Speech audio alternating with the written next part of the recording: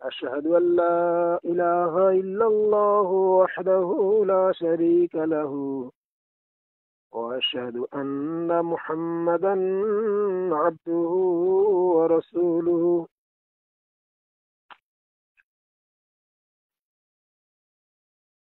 পূর্বে লাল মাহদি ইল্লা ঈসা ইবনে মারিয়ামা বিষয়ের উপরে হাদিস ও কোরআনের বা তাফসীরের বিভিন্ন আয়াত দলিল ও যুক্তি দিয়ে প্রমাণ দেওয়া হচ্ছিল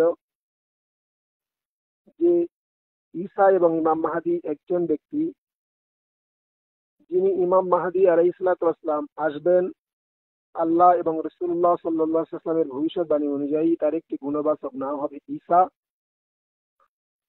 তো সে বিষয়ে বর্ণনা করা হচ্ছিল। পূর্বে হাদিস বর্ণনা করা হয়েছে, তার ব্যাখ্যা বিশ্লেষণ করাও হয়নি যথেষ্টভাবে। আজকের তার সার সংক্ষিপ্ত ব্যাখ্যা, যেমন হাদিস বর্ণনা করেছেন হযরত আবু হুরায়রা রাদিয়াল্লাহু তাআলা আনহু,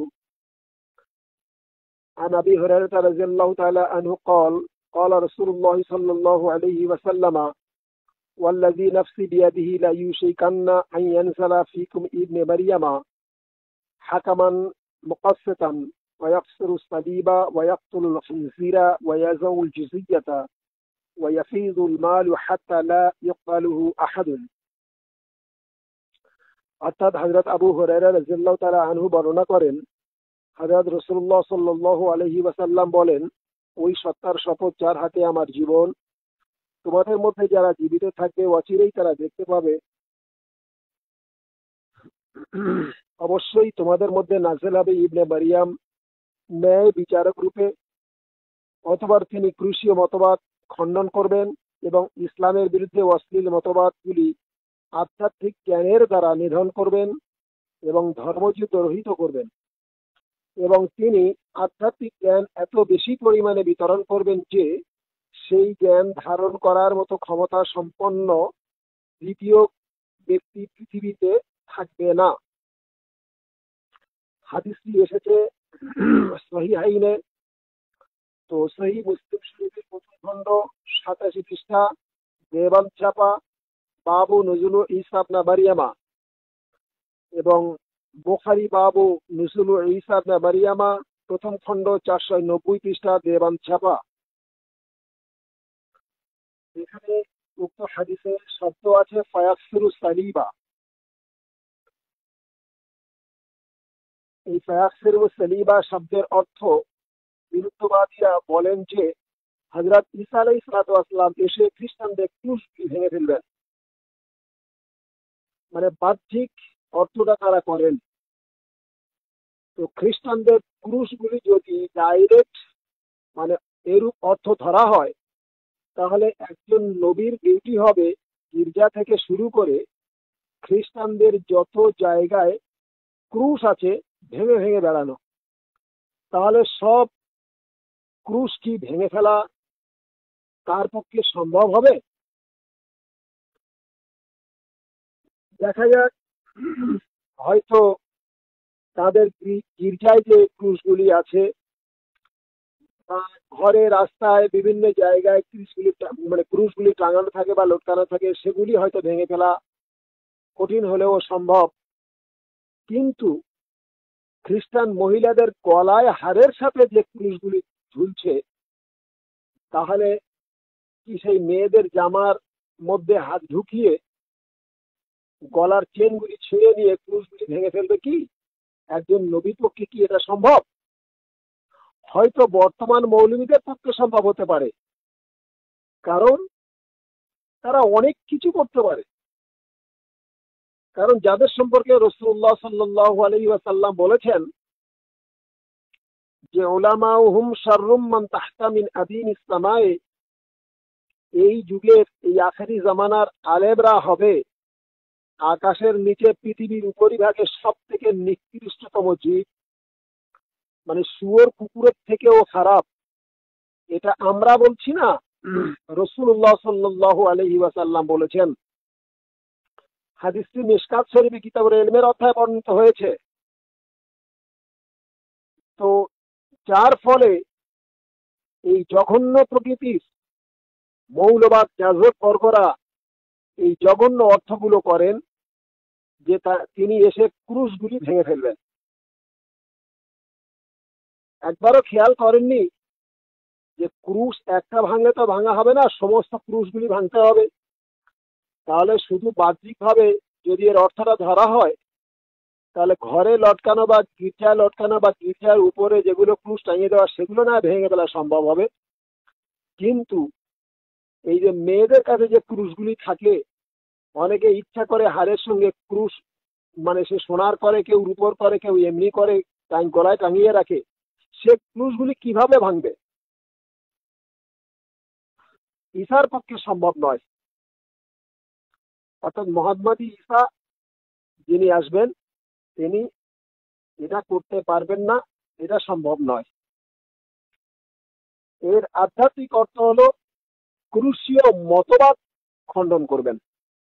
এই ক্রুশ ভেঙে ফেলবেন মানে ক্রুশীয় মতবাদ। ক্রুশীয় মতবাদ কি? যে খ্রিস্টানরা বিশ্বাস করে যে হযরত ঈসা আলাইহিসসালাম তাদের নবী, তিনি সশরীরে জীবিত অবস্থায় আকাশে গিয়ে আল্লাহর ডান পাশে বসে আছে, এটা তাদের বিশ্বাস। তিনি সেখান থেকে আসবেন, পৃথিবীর বুকে এসে উম্মতে মুহাম্মাদী পথভ্রষ্ট হবে, তিনি এসে তাদেরকে আবার সঠিক পথে নিয়ে আসবেন। তো এই বিশ্বাস, যে দাজ্জালি ফিতনা বা দাজ্জালি বিশ্বাস বলা হয়, এই বিশ্বাসকে তিনি এসে খণ্ডন করবেন। কেন? যে হযরত ঈসা আলাইহিস সালাম সশরীরে আকাশে গিয়েছে যদি বিশ্বাস করা হয়, সূরা বনী ইসরাঈলে পরিষ্কার ভাষায় লেখা আছে, কাফেররা কতকগুলি প্রশ্ন করেছিল, তোর মধ্যে একটি, আও তারাকা ফিস সামায়ে, হে মুহাম্মদ সাল্লাল্লাহু আলাইহি ওয়াসাল্লাম, তুমি যদি নবী হয়ে থাকো, আল্লাহর তরফ থেকে রসুল হয়ে থাকো, তাহলে তুমি সশরীরে আকাশে যাও। ওয়ালান নুমিনা লিরুকিকা হাত্তা তুনাজ্জিলা আলাইনা কিতাবান নাকরাউহু, এবং অতক্ষণ পর্যন্ত তোমাকে ঈমান আনয়ন করব না যতক্ষণ না তুমি সশরীরে আকাশে যাবে এবং সেখান থেকে একটা কিতাব নিয়ে আসবে, এবং তা যেন আমাদের ভাষা হয়, আমরা যেন পড়ে তা বুঝতে পারি, তাহলে জানবো তুমি আল্লাহর নবী বা আল্লাহর রসুল। আর যদি সেটা না পারো, তাহলে তোমার প্রতি আমরা কখনোই ঈমান আনবো না। তদুত্তরে আল্লাহ তাআলা বলেছিলেন, কুল, হে নবী তুমি বলে দাও, ওই ক্রুশধারীদেরকে বলে দাও, যারা এই প্রশ্ন, এই অনর্থক প্রশ্ন তোমার কাছে রেখেছে, তাদেরকে জানিয়ে দাও, সুবহান রাব্বি, তোমাদের অনর্থক প্রশ্ন থেকে আমার আল্লাহ তাআলা অনেক পবিত্র। এই অপবিত্র প্রশ্ন থেকে আমার আল্লাহ অনেক পবিত্র। এই ধরনের কাজ হয় না। রক্তে মাংস গড়া শরীর নবী বা রসুল, তাদের পক্ষে সম্ভব নয় সশরীরে আকাশে যাওয়া। সেখানে পরিষ্কার লেখা আছে, হাল কুনতু ইল্লা বাশারার রাসূলা, আর আমি কি তোমাদের মতো বাশার রসুল নই? অর্থাৎ দেহ, আমার দেহ রক্তে মাংসে গড়া, আমার দেহ তো রক্তে মাংসে গড়া শরীর, আমি মানুষ, তো তোমাদের মতো আমিও বাশার, আমিও মানুষ। সুতরাং এই বাশার মানুষের পক্ষে সশরীরে জীবিত অবস্থায় আকাশে যাওয়া সম্ভব নয়। তো হযরত ঈসা আলাইহিস সালামকে যদি সশরীরে আকাশে নিয়ে যাওয়া বিশ্বাস করা হয়, তাহলে এইখানে আবার ওই ক্রুশীয় মতবাদীরা পরিষ্কার বলছে যে আমাদের নবী ঈসা সশরীরে আকাশে গিয়েছে, আর তোমাদের নবী মুহাম্মদ সাল্লাল্লাহু আলাইহি ওয়াসাল্লাম আকাশে যেতে পারেনি, কোরআনে তার দলিল প্রমাণ। সুতরাং যিনি গিয়েছেন তিনি মহান, বড়, এবং যিনি যেতে পারেননি তিনি কখনো বড় হতে পারেন না।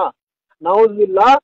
যদি বিশ্বাস করা হয় যে ঈসা আলাইহিস সালাম সশরীরে আকাশে গিয়েছে, তো তাহলে হযরত মুহাম্মদ সাল্লাল্লাহু আলাইহি সাল্লাম অপেক্ষা অতি উত্তম এবং বড় এবং মহান বলে প্রমাণ হয় ঈসা আলাইহিস সালাম। নাউজুবিল্লাহ।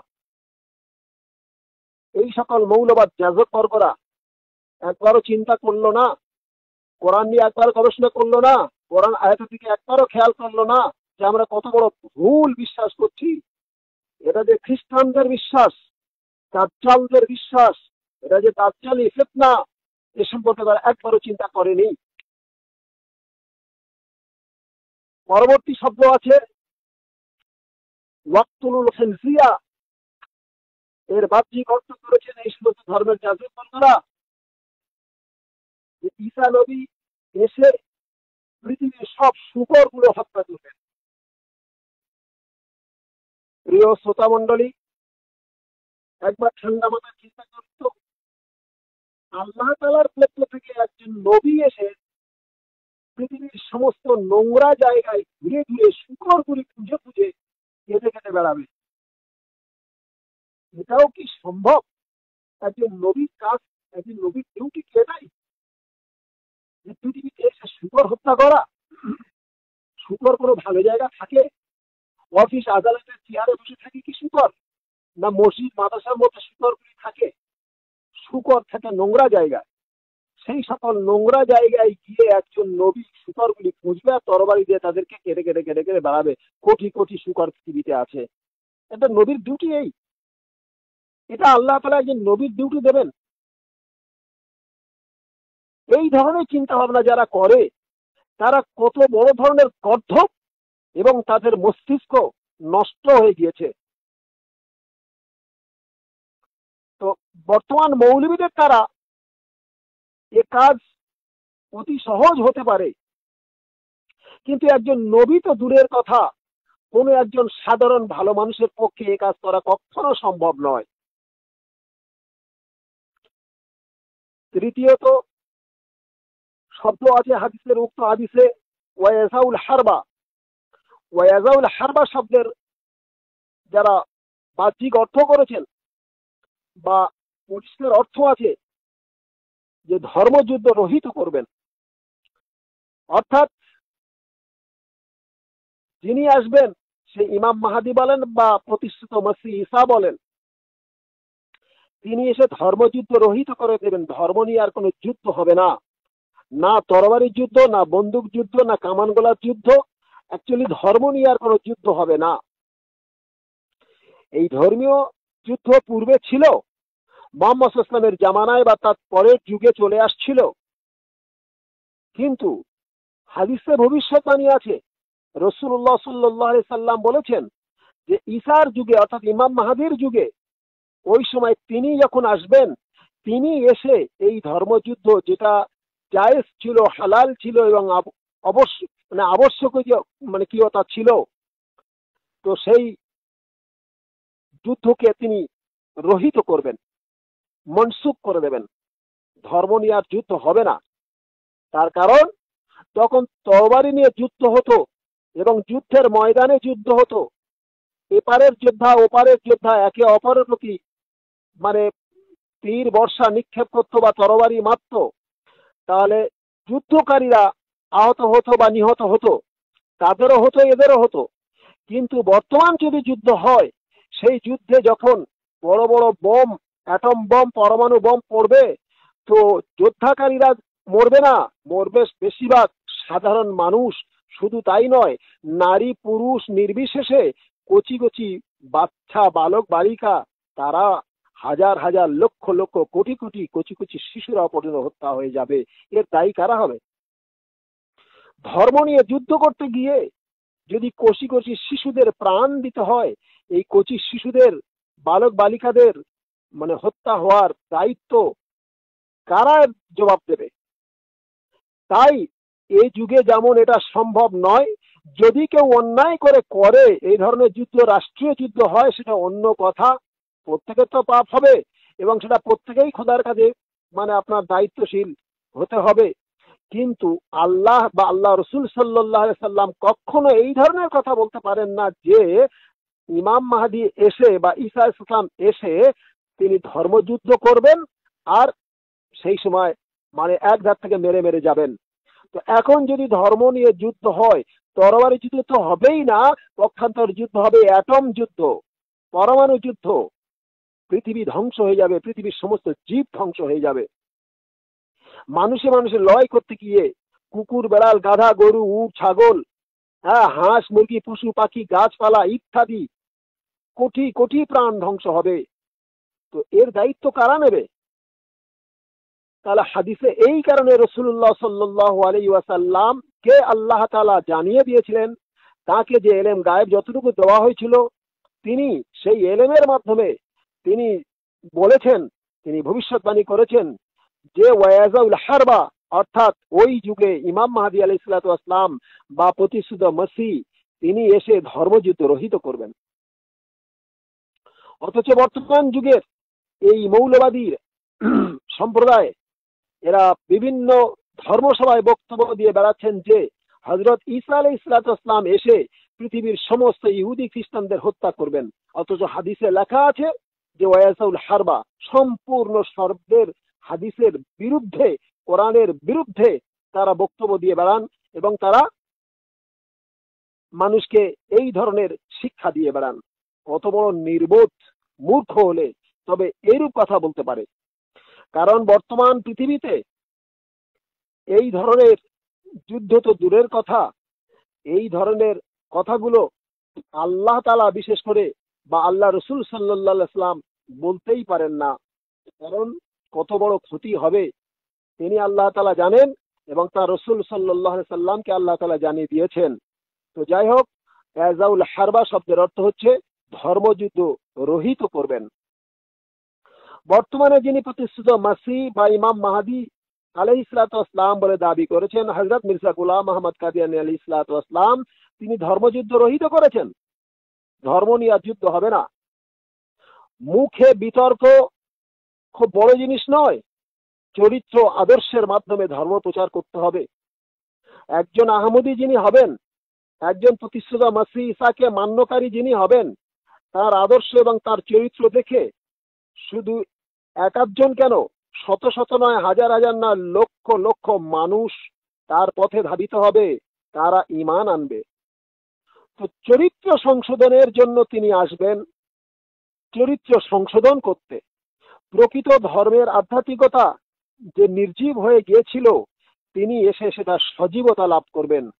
প্রকৃত অর্থগুলো যারা ভুলে গিয়ে মানে ভুল ব্যাখ্যা দিচ্ছিল, ভুল অর্থ করছিল, সেগুলিকে তিনি সঠিক করবেন। যে কোরআনের বিরুদ্ধে, তাওহীদের বিরুদ্ধে, হযরত মুহাম্মদ সাল্লাল্লাহু আলাইহি সাল্লামের বিরুদ্ধে যে সমস্ত মিথ্যা কথাগুলো খ্রিস্টান বা দাজ্জাল সম্প্রদায়রা প্রচার করছিল, তিনি এসে সেগুলিকে খণ্ডন করবেন। এটাই হচ্ছে প্রকৃত হাদিসের অর্থ বা ব্যাখ্যা। এর বেশি বিশ্লেষণ করার মতো সময় নেই, কিন্তু আল আকিলু তাসরিফুল ইশারা, জ্ঞানী ব্যক্তিদের জন্য ইশারাই কাফি, ইশারাই যথেষ্ট। যদি একটু সামান্যতম জ্ঞান যদি থেকে থাকে, তাহলে একবার অন্তত চিন্তা করুন যে কি হতে পারে হাদিসের অর্থ। আর তিনি যার সম্পর্কে ভবিষ্যৎবাণী ছিল, তিনি এসে কি বলেছেন, তিনি সত্য না মিথ্যা, সত্য কথা বলেছেন না মিথ্যা কথা বলেছেন, তিনি সত্যবাদী না মিথ্যাবাদী, প্রকৃতভাবে যাচাই করলে অবশ্যই বুঝতে পারবেন। অন্য হাদিসে আছে, আন্না আবু হুরায়রা রাদিয়াল্লাহু তাআলা আনহু قال قال رسول الله صلى الله عليه وسلم কাইফা আনতুম ইযা নাযালা ইবনু মারইয়াম ফীকুম ওয়া ইমামুকুম মিনকুম। অর্থাৎ হযরত আবু হুরায়রা রাদিয়াল্লাহু তাআলা আনহু থেকে বর্ণিত, হযরত রাসূলুল্লাহ সাল্লাল্লাহু আলাইহি ওয়াসাল্লাম বলেছেন, তোমাদের অবস্থা তখন কিরূপ হবে যখন তোমাদের মধ্যে ইবনে মারইয়াম নাযিল হবে এবং তিনি তোমাদের মধ্যে হতে হবে এবং তোমাদের মধ্যে হতে তোমাদেরই ইমাম হবে। হাদিসটি সহিহাইনে এসেছে, অর্থাৎ সহিহ বুখারী শরীফ এবং সহিহ মুসলিম শরীফ। সহিহ মুসলিম শরীফ প্রথম খণ্ড 87 পৃষ্ঠাতে হাদিসটি বর্ণনা করা হয়েছে। দেওবন্দের ছাপা বাবু নুজুল ঈসা ইবনে মারইয়ামের অধ্যায়, এবং সহিহ বুখারী শরীফ বাবু নুজুল ঈসা প্রথম খণ্ড 490 পৃষ্ঠাতে মানে হাদিসটি বর্ণনা করা হয়েছে। হাদিসটি দেওবন্দের ছাপা।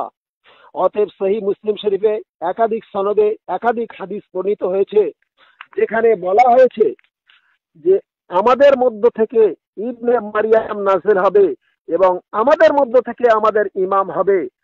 এর অর্থ হলো উম্মতে মুহাম্মাদের মধ্য থেকে ইবনে মারইয়াম জন্ম নেবে এবং এই উম্মতে মুহাম্মাদের মধ্য থেকে আল্লাহ তাআলা তাকে ইমাম রূপে বেছে নেবেন। তিনি আকাশ থেকে আসবেন না, আর আকাশ থেকে আসার তার কোনো প্রশ্নই নেই। অথচ হাদিসে পরিষ্কার লেখা আছে যে তোমাদের মধ্য থেকে হবে, তোমাদের মধ্য হতে তোমাদের ইমাম হবে। তো হযরত ঈসা আলাইহিস সালাম তো আমাদের মধ্য হতে নয়, উনি তো উম্মতে মুহাম্মাদি নয়, উনি তো বনি ইসরাইলের নবী। বনি ইসরায়েলদের মধ্য থেকে, তাহলে হাদিসে শব্দ থাকতো যে তাদের মধ্যে থেকে আসবে, কিন্তু এটা তাদের মধ্য থেকে নয়, তোমাদের মধ্য থেকে। তোমাদের মানে যারা উম্মতে মোহাম্মদী, মোহাম্মদ সাল্লাল্লাহু আলাইহি সাল্লামকে যারা মান্য করে। কারণ ওখানে শব্দ আছে ফীকুম, তোমাদের মধ্যে থেকে, ওয়া ইমামুকুম মিনকুম, তোমাদের মধ্য হতে তোমাদের ইমাম হবে। ঈসা আলাইহিস সালাম প্রথমত আমাদের মধ্যে থেকে নয়, দ্বিতীয়ত তিনি আমাদের ইমাম হবেন না, তৃতীয়ত আমাদের মধ্য হতে আমাদের ইমামের কথা বলা হয়েছে, তাহলে তিনি আমাদের মধ্য হতে নয়, আমাদের মধ্য হতে আমাদের ইমাম তিনি হবেন না। আর ঈসা ইমাম আসবে এরূপ কথা আজ পর্যন্ত কোনো মৌলবী তো বলেননি, কোরআন এবং হাদিসে লেখা হয়েছে।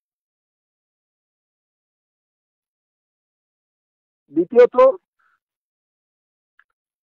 এতদিন বলা হচ্ছিল যে ঈসা ও ইমাম মাহদী দুইজন ব্যক্তি, কিন্তু বুখারী ও মুসলিম শরীফের মতো একাধিক সহিহ হাদিসে একজন ব্যক্তির আসার কথা বলা হয়েছে,